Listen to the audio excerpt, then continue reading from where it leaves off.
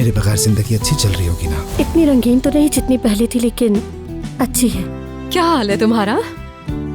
ठीक हूँ, और तुम? मैं भी ठीक। ओजान, मेल आ गई। यकीन नहीं आ रहा मुझे। अरे तुम्हारा ये टैटू तो बहुत खूबसूरत है। शुक्रिया तुम्हारा।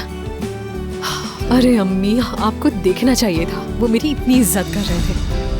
लगता है अपनी होने वाली बहू से अच्छा ताल्लुक कायम करना चाहते हैं वो लोग। या अल्लाह, ऐसा ही हो प्लीज। प्लीज एक मिनट मेरी बात सुनना, तुम्हें एक जरूरी चीज दिखानी है। तुम्हारी राय बहुत अहम है। क्या ख्याल है? दूसरा वाला अच्छा लग रहा है, पहला कुछ पुराने जमाने जैसा लग रहा है ना? हाँ बिल्कुल, और तीसरा तो समुद्री खानों की याद दिला है। हेलो, मैं आ गई हूँ ओजान।